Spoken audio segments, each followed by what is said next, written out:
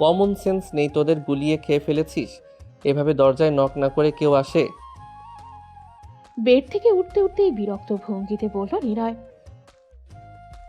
এটা কি তোর বেডরুম নাকি যে নক করে আসতে হবে? স্লালা, আগামীকাল না বউয়ের জন্য মরতে মরতে বাঁচলি, এখন আবার আদর সোহাগ উতলে পড়ছে একদম। ব্যঙ্গ করে বলল আসিফ। মরার হলে বউয়ের জন্যই মরতে বসেছিলাম। আদর সোহাগও বউকেই করছিলাম, তোর কি সমস্যা? আমাদের বিষয় তুই কে বলার? চোখ রাঙিয়ে বলল নিলয়। চাদর সরিয়ে একটু উকি দিয়ে দেখলো হিয়া নিলয়কে। মনটা আনন্দে ভরে গেল। তাকে কি সুন্দর বউ বউ করছে। উফ, এত খুশি হিয়া কোথায় রাখবে। শালা নিমক হারাম, সারা জীবন এইরকম থেকেই গেলি, উপকারের কোনো প্রতিদান দিলি না। এই আসিফ থাম তো, ছেলেটাকে একটু চেক আপ করা, এগুলো বাদ দিয়ে। পাশে থাকা তাজরিন বলে উঠল হাসতে হাসতে। তুই কি পাগল? ওকে আর কি চেক আপ করবো? দেখলি না কি এনার্জেটিক। আমরা না আসলে এতক্ষণে ফরজ গোসলের কাজ সেরে ফেলতো। হিয়ার কথা ভুলে বসেছে আসিফ। তা না হলে এ কথা এখন কখনোই বলতো না বেচারা। এসে গড়াগড়ি খাবার অবস্থা তাজরিনে। আর এদিকে চাদরের নিচে থাকা হিয়ার দম আটকে আসার মতো অবস্থা লজ্জায়। নিলয় এক পলক তাকালো হিয়ার দিকে, যে লজ্জায় আরো কুঞ্চিত হয়ে আছে চাদরের নিচে। আসিফের দিকে তাকালো এবার। আমার আবার এত অল্প সময় হয় না রে, তোর নিশ্চয়ই প্রবলেম আছে। তা না হলে এত কম সময় কাজ সেরে ফেলার কথা মাথায় আসবে কেন? তোর বিয়ে ক্যান্সেল। আস, তোকে আগে কলিকাতা হারবাল এনে দেই, ডাক্তার দেখিয়ে সুস্থ হ আগে। আসিফকে টেনে রুম থেকে বের করে সাথে নিয়ে গেল নিলয়। এদিকে আসিফ যেন আশ্চর্যের সপ্তম আকাশে। তার সমস্যা কে বলল? আর কথায় কথায় বিয়ে জানার মানে কি? হিয়া শব্দ করে উঠে বসে গায়ের চাদর ফেলে দিল। তার গা দুটো লাল টমেটো হয়ে গিয়েছে ইতিমধ্যে। ছি, কি সব নির্লজ্জ কথাবার্তা। হিয়ার অবস্থা দেখে তাজরিনের হাসির বেগ যেন আরো বাড়ল। নির্লজ্জ না হলে কি আমার বন্ধুর বাচ্চা পেটে নিয়ে ঘোরে হিয়া? ম্যাম, আপনিও? হিয়া বেচারির এবার পুরো শরীরেই লজ্জার আবরণে ছেয়ে গেল। এরা এক একটা বারুদ। হিয়াকে নিয়ে বাড়ি ফিরেছে সকলে আজ। আরও 4 দিন হসপিটালে থাকতে হয়েছিল তাদের। হিয়াকে বারবার করে অনেক সাবধানে থাকতেও রাখতে বলা হয়েছে। নিলয় রাখছেও। এই যে গাড়ি থেকে পাজা করে করে সকলের সামনে দিয়ে রবি নিয়ে গেল, এটা কি খেয়াল রাখা না? কিন্তু বেচারি হিয়ার তো লজ্জায় জলে ডুবে মরার মতো অবস্থা। এরকম খেয়াল রাখা সে চায় না। তা না হলে সে কারোর সামনেই যেতে পারবে না। সন্ধ্যা নেমেছে চারিধারে। বাসায় আনার পর হিয়াকে আর রুম থেকে বের হতে দেয়নি কেউ। একজনের পর একজন থাকছে সাথে সাথে, আর এটা সেটা খাবার তো আছেই। ইয়ার মনে হলো এরকম খাবার দাবার চলতে থাকলে তার ওজন 100-তে পৌঁছাতে সময় লাগবে না বেশি। পেট ফুটো ড্রাম হয়ে গিয়েছে বেচারির। বসা থেকে উঠে দাঁড়ালো হিয়া। আর কত এভাবে শুয়ে বসে থাকা যায়? একটু ঘরময় পায়চারি করলো। সে এখন আছে নিলয়ের রুমে। নিলয় রুমে রেখে বাইরে বের হয়ে যাওয়ার সময় বারবার বলে দিয়েছে, যদি বাসায় এসে তাকে এই রুমে না দেখে তাহলে তার খবর করে ছাড়বে। বাব্বা, এরকম হুমকি ধামকির পরও তার কোনো সাধ্য আছে রুম থেকে চলে যাওয়ার? সে হাঁটতে হাঁটতে আবার সেদিনের বুক শেলফের সামনে গেল। কত সব ইংলিশ মিংলিশ বই নাক মুখ কুচকালো হিয়া। হাতের নাগাল পাওয়া পর্যন্ত কয়েকটা বই হাতে নিয়ে নিয়ে আবার রেখে দিল। পিছু ঘুরে চলে আসতে নিল, তবে একটা বাদামি কালার ডায়েরিতে নজর আটকালো।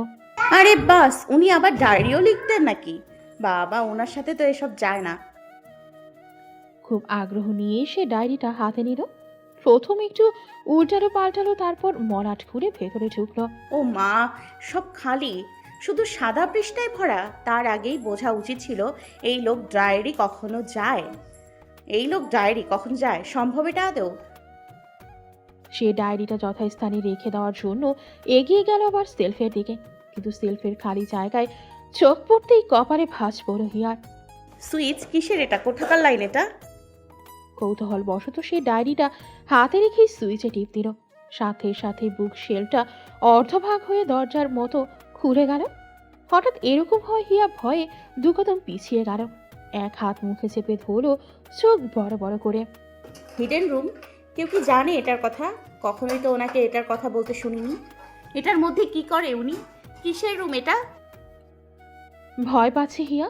কিসের রুম এটা? তার মস্তিষ্ক এলোমেলো। তবে ভেতরে প্রবল আগ্রহবোধ কি আছে এই রুমে তা দেখার। সে প্রবল আগ্রহ আর এক বুক ভয় নিয়েই সেদিকে পা রাখলো। ভেতরে অন্ধকার, শুরু হালকা টিমটিমে আলো জ্বলছে, চারদিক বোঝা যাচ্ছে না ভালো করে। হাতে থাকা ডায়েরিটা শক্ত করে বুকে চেপে ধরল হিয়া। পা গুলো যেন চলতে চাইছে না। সুইচ কোথায় লাইট জ্বালানোর? সুইচ খুঁজছে হিয়া। আবছা আলোয় পেয়েও গেল, সাথে সাথে গিয়ে সুইচ অন করে দিল। সুইচ অন করতেই একই সাথে কয়েকটা লাইট জ্বলে উঠল। এত আলোর ঝলকানিতে চোখ বন্ধ করল হিয়া, তারপর আবার আস্তে আস্তে খুলল। চারোদিকে চোখ বুলিয়ে তার চোখ ছানা বড়া হয়ে যাওয়ার উপক্রম। রুমটা বেশ বড়ও না আবার ছোটও না, মাঝারি আকৃতির। মাঝারি আকৃতির এই রুমে কয়েকটা কম্পিউটার সাজানো সিরিয়াল। কাছে গিয়ে দেখলো সে যে রুমে থাকতো সেই রুম সহ অন্যান্য কয়েক জায়গার দৃশ্য কম্পিউটার স্ক্রিনে ভাসছে। সে খেয়াল করলো তার রুমেরই 4 জায়গার দৃশ্য ভাষা কম্পিউটারে। ভ্রু কুচকালো হিয়া। কোথায় লাগানো এই ক্যামেরাগুলো? কই, আগে তো সে দেখলো না। পরক্ষণেই চোখ বড় বড় হয়ে গেল বিস্ময়ে। সে সে রুমে কত জামা পাল্টেছে! আল্লাহ, এই লোকটা! ছি! কম্পিউটারের সামনে থেকে সরে আসলো হিয়া। একপাশের দেয়ালের দিকে নজর গেল। অনেকগুলো ছবি আটকানো দেয়ালে। সে সামনে গেল, তার অনেক অনেক ছবি, স্কুল, কলেজ, মার্কেট, নানান জায়গায়। হিয়া বাকরুদ্ধ হয়ে গেল। ভালো করে চোখ বুলিয়ে দেখলো বেশ ছোটবেলারও ছবি আছে। তার সমস্ত কায়া কেমন যেন নড়ে চড়ে উঠল। এই লোকটা সবসময় তাকে নজরে রেখেছে, আর সে কি ভাবত? স্তব্ধ বাকরুদ্ধ হয়েই হিয়া পাশে তাকালো। তার স্বল্প পরিচিত কিন্তু আদল তার জীবনে, যারা খুবই বিরক্তকর ছিল আর প্যারাময়। হিয়ার এবার মাথা কাজ করা বন্ধ করে দিল। এদের প্রত্যেকে হিয়া অল্প হলেও চেনে, তাদের বর্তমান অবস্থা সম্পর্কে অবগত। এর কারণ কি তাকে ডিস্টার্ব করা? এর মধ্যে কার হাত ছিল? তার নিলয় ভাইয়ের? আর কোনো দিক তাকানোর সাহস পেল না হিয়া।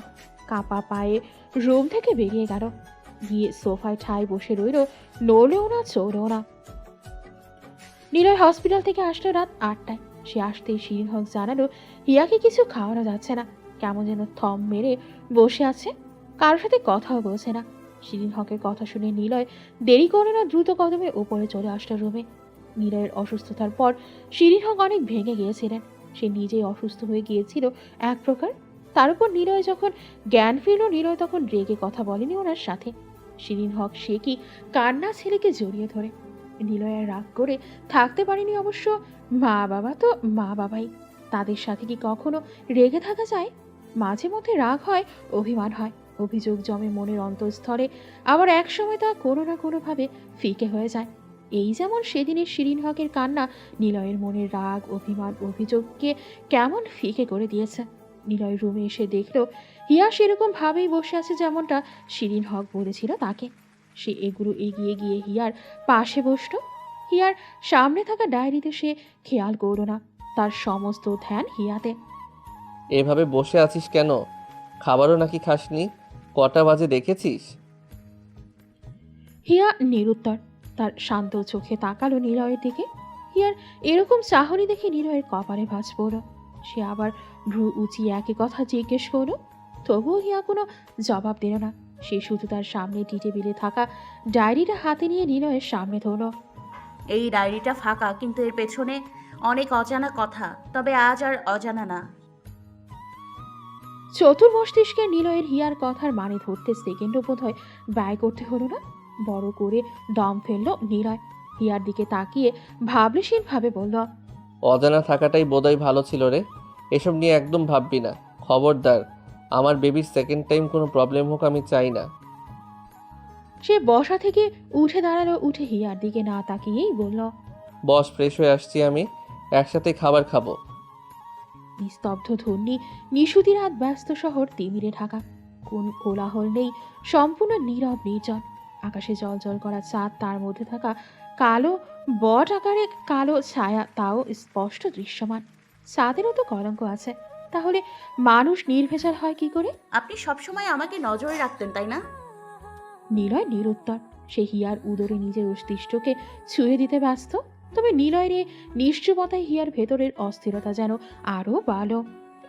মেম্বারের সেই ছেলেটা, তারপর কলেজের সেই সিনিয়র ভাইয়াটা, ওদের সকলকে আপনি এই অবস্থা করেছেন, তাই না? এবারও নিলয় নিরুত্তর। হিয়া নিজের অস্থিরতায় ঠিক থাকতে পারছে না, আর এদিকে নিলয়ের নিরুত্তরতা তার বিষাক্ত লাগলো। হাত চেপে ধরো নিলয়, যা এতক্ষণ ধরে হিয়ার উদর ছুঁয়ে দেওয়ার ব্যস্ত ছিল। হাত চেপে আবারও শুধালো, জবাব দিচ্ছেন না কেন? কেন এত সব কিছু? কেনই তখন দূরে ছিলেন আর কেনই এত সব করেছেন? জবাব চাই আমার। তোর মনে হচ্ছে না তোর সাহসটা ইদানিং বেড়ে যাচ্ছে? আমার কাছে জবাবদিহি চাইছিস? আমার কাছে সিরিয়াসলি? জবাবদিহি চাইলাম কই? আমি প্রশ্ন করলাম, আপনি উত্তর দেন। শেষ তাহলেই তো ল্যাটা চুকে যাচ্ছে। কি ব্যাপার, কথার টোন চেঞ্জ? বাব্বা, বেবি দুনিয়াতে না আসতেই খবরদারি, কান খুলে শুনে রাখ। তুই যদি আমার 10 বাচ্চার মাও হোস, তোকে আমি কখনোই জবাবদিহি করব না, নেভার এভার। বরং বাড়াবাড়ি করলে থাপ্পড় টাপ্পড় খেয়ে ফেলতে পারিস যখন তখন। এবার বল, আর কি প্রশ্ন আছে তোর? হিয়া শ্বাস ফেলল বড় করে। এই লোকের সাথে সে ইহজনমেও পেরে উঠবে না, আরও একবার বুঝে গেল। সে নিলয়ের কোল ছেড়ে উঠে যেতে চাইল। তারা বসে আছে নিলয়ের রুমের বারান্দায় টানানো দোলনাতে, কিন্তু নিলয় উঠতে দিল না, চেপেই বসিয়ে রাখলো করে। হিয়া এবার আর নিজেকে সংবরণ করতে পারল না। ছাড়ুন ছাড়ুন বলছি, রুমে যাব আমি, ঘুমাবো, ঘুম পাচ্ছে আমার। হুম, এদিকেই ঘুমা, আমি আছি তো। হিয়ার মাথাটা বুকে চেপে ধরল নিলয়, মাথায় হাত বোলানো শুরু করলো আস্তে আস্তে। হিয়ার ঘুম পেয়ে যাচ্ছে সত্যি সত্যি, কিন্তু সে আবার মাথা উঁচিয়ে নিলয়ের দিকে তাকিয়ে প্রশ্ন করল, আসিফ ভাইয়া বলল কি সব ডিসঅর্ডারের কথা? এগুলো চিকিৎসার জন্য নাকি আমেরিকায় ছিলেন আপনি? হসপিটালে আসিফের কাছ থেকে শুনেছে হিয়া সব। তার এত খারাপ লেগেছিল তখন। নিলয়ের জ্ঞান ফিরলে জিজ্ঞেস করবে বলে ঠিক করে রেখেছিল, কিন্তু আর সুযোগই পায়নি সে। এই আসিফের বাচ্চাটাকে আমি কেটে টুকরো টুকরো করব। দাঁতে দাঁত চেপে বলল নিলয়, কি সব বলছেন? উনি করেছে? রোগ হলে চিকিৎসা করাবেন না? কবে যাবেন আপনি আবার? চুপ, তোকে বলেছি একবারও আমি অসুস্থ? আমি কোথাও যাব চিকিৎসা করাতে? বল, বলেছি? হিয়াকে কোল থেকে ঠেলে সরিয়ে উঠে রুমে চলে আসলো নিলয়। এদিকে হিয়া অবাক, আজব তো, রোগ হলে চিকিৎসা করাবে না, রোগ তো রোগী। সেও পিছু পিছু রুমে গেল। সে গিয়ে দেখলো নিলয় শুয়ে পড়েছে বিছানায় শটান হয়ে। রুমের লাইট আগে থেকেই বন্ধ করা ছিল, তাই হিয়াও গিয়ে শুয়ে পড়ল নিলয়ের পাশে। আশ্চর্য, রেগে গেলেন কেন? রোগ বালাই তো মানুষেরই হয়, তাই না? চিকিৎসাও তো এজন্যই বলে। আর একটা কথা বলবি, রুম থেকে বের করে দিব বলে দিলাম। দেখেছিস মাম্মাম, দেখেছিস? তোর পাপা তোকে ভালোবাসে না, তাই তো রুম থেকে বের করে দেবে বলছে। নিলয় শোয়া থেকে লাফ দিয়ে উঠল। কি বিচ্ছু ভাবা যায়! 2 দিন হবে না মা হবে জেনেছে, এখনই বাচ্চাকে দিয়ে ইমোশনাল ব্ল্যাকমেল করার চেষ্টা করছে। কথায় কথায় আমার বেবিকে টানিস কেন বারবার? তোকে সত্যি মাইরে পেয়েছে রে হিয়া। আপনিও তো কথায় কথায় আসিফ ভাইয়ার বিয়েকে টানেন। আপনাকে কেউ তখন মারতে চায় বলেন? আর এটা আমারও বেবি, বুঝেছেন? নিলয়ের দেখা দেখি হিয়াও উঠে বসেছে। আসিফ তাকে বলেছে উনি কখনোই ডাক্তার দেখাতে চায় না এসব নিয়ে। এসব এখন যদি সে রাজি করাতে পারে, তাহলে ওনার পূর্বের ডক্টর অ্যামেলিও ফার্গুসনের সাথে কথা বলে আবার ওনাকে চিকিৎসার আয়তায় নিয়ে যাবে। হিয়াও চায় নিলয় সুস্থ স্বাভাবিকভাবে বাঁচুক, সকলের সাথে মিশুক, সকলের সাথে নিজেকে প্রকাশ করুক। কিন্তু চাইলে কি আর হয়? কেউ কি আর জানে এই লোক তাকে দিনে 1000 বার ধমকে এক জায়গায় বসিয়ে রাখে? ওনাকে কথা শোনানো কার সাথে? হিয়া জানে এটা সম্ভব না, তবুও সে এই অসম্ভবকে সম্ভবের প্রচেষ্টায় নামলো আধঘাট বেঁধে। আজ আগ বাড়িয়ে নিলয়ের কোলে গিয়ে বসলো 2 পা পেঁচিয়ে। তারপর নিজে থেকেই এইটা মিষ্টি চুমু খেলো নিলয়ের ঠোঁটে মাত্র কয়েক সেকেন্ডের জন্য। তারপর নিলয়ের কাঁধে মাথা ফেলে ঘাড়ে মুখ গুজল। নিলয় ভ্রু কুচকালো হিয়ার এমন আদরে গত ভাব দেখে। কি খিচুড়ি পাকাচ্ছিস বলতো? মনে মনে জিভে কামড় দিল হিয়া। বেশি ভাব দেখাতে গেলে আবার ধরা পড়ে যাবে। নিজেকে স্বাভাবিক রেখে বলল, শুনুন না, অসুস্থতা তো কাউকে বলে কয়ে আসে না, বলেন? আপনার জায়গায় তো আমারও এরকম একটা রোগ হতে পারতো, ঠিক না? তখন কি আপনি চাইতেন না আমি চিকিৎসা নিয়ে ভালো হই, সুস্থ থাকি? একটু থেমে আবার বলল, একটু দেখিয়ে আসেন না ডাক্তার, প্লিজ। আকুতি ভরা কণ্ঠে বলল হিয়া। মাথা তুলে নিলয়ের মুখের দিকে তাকালো, কিন্তু নিলয়ের কোনো প্রতিক্রিয়ায় বোঝাতে পারল না। নিলয় হিয়াকে কোল থেকে বিছানায় শোয়ালো। হিয়ার উদরের উপরের জামা কয়েকাংশে সরিয়ে অনেকটা হলো চুমু খেল। আমার বাবা, আমার মা, এরকম কয়েকবার আওড়ালো চুমু খাওয়ার তারে তারে। হিয়া মনে করল নিলয় বুঝে মেরেছে তার কথা। খুশিতে চার চোখ দুটো চিকচিক করে ওপরেই অন্ধকারের মধ্যেই। সে হেসে নিলয়ের মাথা চুলগুলো নড়াচড়া করে জিজ্ঞেস করল, কবে যাবেন ডাক্তারের কাছে? কেমন? কে? আমি? তোকে বলেছি একবারও জেগে জেগে স্বপ্ন দেখা বন্ধ করে ঘুমো। বাবু কমপ্লেন করলো আমার কাছে তুই নাকি সারাদিন আজে বাজে চিন্তা করিস। হিয়া যেন আহাম্মক বনে গেল। সে আজে বাজে চিন্তা কখন করলো? তার ট্রিক্স তাকেই খাটানো হচ্ছে। তবে তাকে বেশিক্ষণ আহাম্মক হয়ে থাকারও সুযোগ দিল না নীরব। শক্ত করে হিয়ার ঠোঁটে একটা চুমু খেলো, তারপর গলায় ঘাড়ে। ব্যাস, আর এগোলো না। হিয়াকে টেনে বুকে জড়িয়ে শুয়ে পড়ল। 3 বছর পর। কেমন আছো ছোট্ট পাখি আমার? ওলে বাবালে, ও জাইমা আপু, আরিত্রিকাকে দিয়ে দাও না আমায় প্লিজ। মাশাআল্লাহ, পিচ্ছিটাকে এত কিউট লাগে কেন? হ্যাঁ, আমি কিন্তু আগেই বলে রাখছি, এই মেয়েকে আমি আমার ছেলের জন্য নিয়ে আসবো। না বোন হিয়া, তোমার স্বামী যে পাগল, ছেলেরা আবার এক কাঠি উপরে হয়। আমি আমার মেয়েকে নিয়ে কোনো রিস্ক নিতে চাই না ভাই। তোমার প্রস্তাব রিজেক্টেড। ফোনের ওপাশ থেকে আসিফ বলে উঠল। জাইমা চেতে গেল নিলয়কে পাগল বলায়। তার ভাইকে পাগল বলবে কেন? কোন সাহসে? মোবাইলের সামনেই বসেই স্বামী স্ত্রী ঝগড়া দেখছে হিয়া। আরেক পাশে তাদের 6 মাসের মেয়ে আরিত্রিকা। তারা বর্তমানে আছে আমেরিকায়। মূলত এসেছে আরও বছরখানেক আগেই নিলয়ের চিকিৎসার উসিলায়। অনেক কষ্টে বলে কয়ে রাজি করিয়েছিল সকলে মিলে নিলয়কে ডাক্তার দেখানোর জন্য। তবে নিলয় শর্ত দিয়েছিল, বাবু হলেই সকলে একসঙ্গে এখানে আসবে, সে একা কিছুতেই ডাক্তার দেখাতে আসবে না। রাজি না হওয়া মানুষ রাজি হয়েছে, এই তো অনেক। সেখানে আবার শর্ত না মানার কি আছে? আস্তে আস্তে সব কিছু গুছিয়ে গাছিয়ে তবেই বছরখানেক আগে এসেছে এখানে তারা। কল কেটে দিল হিয়া। এদের ঝগড়া দেখে লাভ নেই। তার তারা আছে, সন্ধ্যায় একটা কফি শপে যেতে হবে তার। বাংলাদেশ থেকে তার 2জন ফ্রেন্ড আসবে, তারাই মূলত দেখা করবে 3 জনে একসাথে। 2 ঘন্টার একটি ওটি শেষ করে ক্লান্ত হয়ে কেবিনে ঢুকলো নিলয়। শরীরটা এড়িয়ে দিল ইজি চেয়ারে। মিনিট 10 এভাবেই রয়ে গেল। ফোনে কল আসার দরুন সোজা হয়ে বসল সে। স্ক্রিনে প্রণয়িনী নামটা ভাসছে। রিসিভ করলো ফোনটা। ওপাশ থেকে ভেসে আসলো নাহিয়ানের কণ্ঠস্বর। পাপাকো কোথায় তুমি? তাড়াতাড়ি এসো বাসায়। আটকে আটকে পাপাকে বাসায় আসতে বলছে 2 বছরের ছোট্ট নাহিয়ান। পাপা এখনই চলে আসবো বেটা, একটু ওয়েট করো। পাপার জান পাপাকে মিস করছে। ইয়েস পাপা। অডিও কল কেটে ভিডিও কল দিল নিলয়। নাহিয়ানি রিসিভ করলো। পাপাকে দেখে হেসে কুটি কুটি হচ্ছে নাহিয়ান। সিরিটা পুরো বাবার কার্বন কপি। ইয়ার মাঝে মাঝে খুবই আফসোস হয়, তার একটু কিছু কি পেতে পারো না। তোমার মাম্মাম কোথায় বেটা? জিভে কামড় দিল হিয়া। বলে না দেয় আবার যে সে বের হচ্ছে।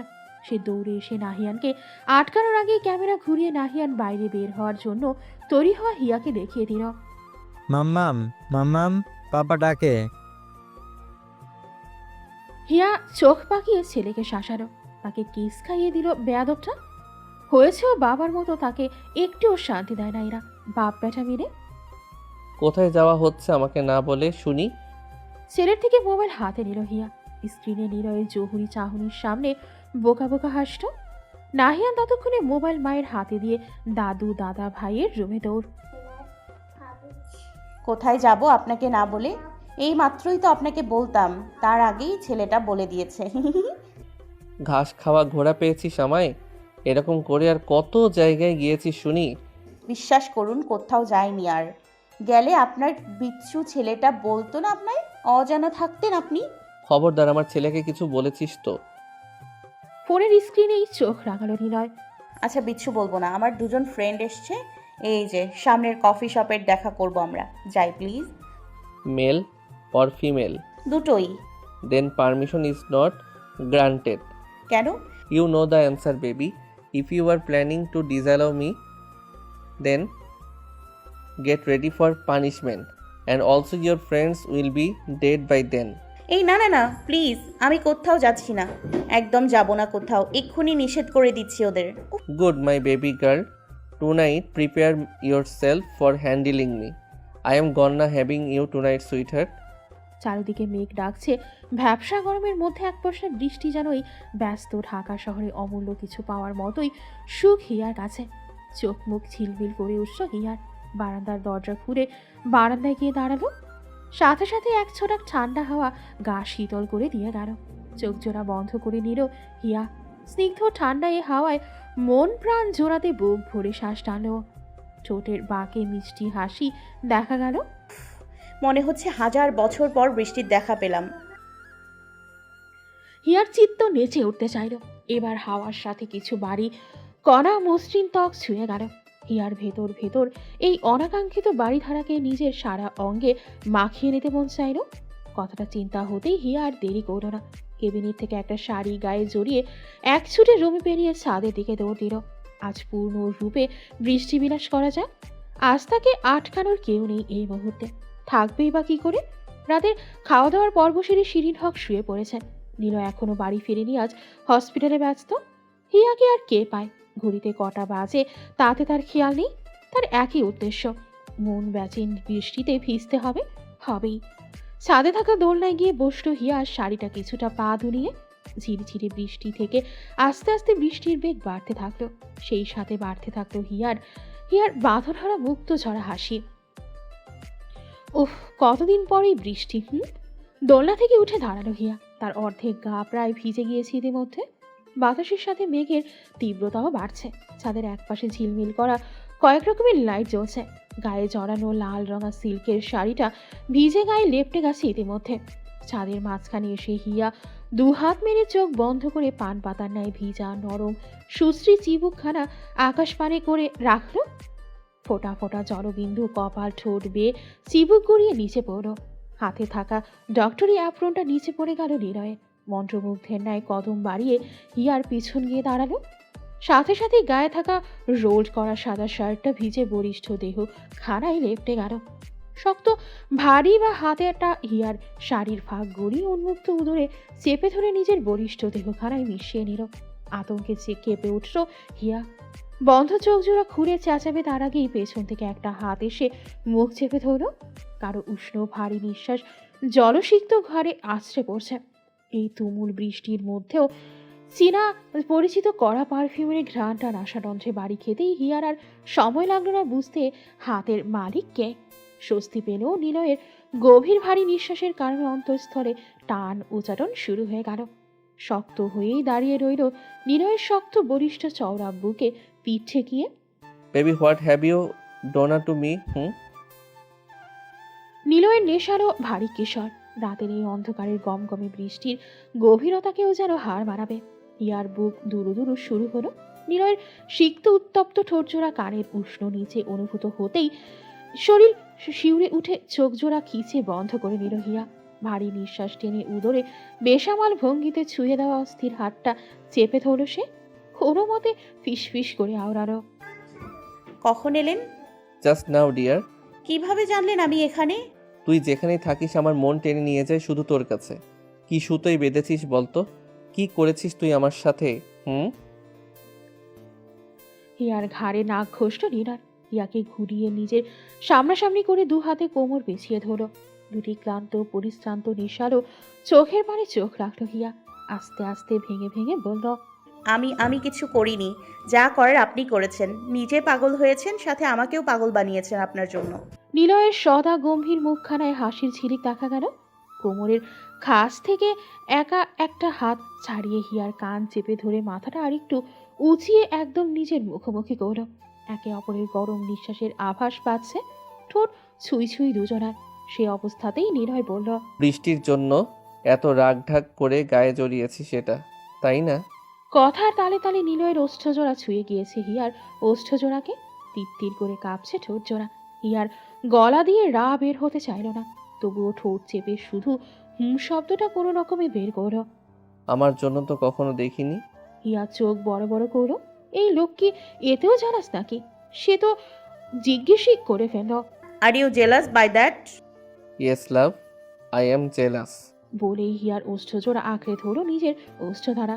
তীব্র চুম্বনে কয়েক কদম পিছিয়ে গিয়ে ছাদের দোলনায় স্ট্যান্ডের সাথে পিঠ গিয়ে ঠেকলো হিয়ার।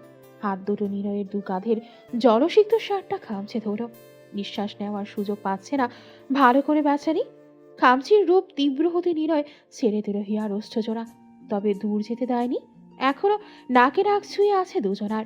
আপনি কখনোই আমার পোশাকের কদর করেন না, ময়লা ছুঁড়ে ফেলার মতো সব কিছু ছুঁড়ে ফেলেন। ঘন ঘন নিঃশ্বাস টেনে টেনে বলল হিয়া। রাইট, আজকেও করব না। আবারও ঝড়ের বেগে দুজোড়া ওষ্ঠ মিলিত হলো। দক্ষ হাতের ন্যায় নিলয় হাত দুটি হিয়ার গায়ে লেপ্টে থাকা শাড়িটা খুঁড়ে ছুঁড়ে ফেললো রাতের অন্ধকারে অজানায়।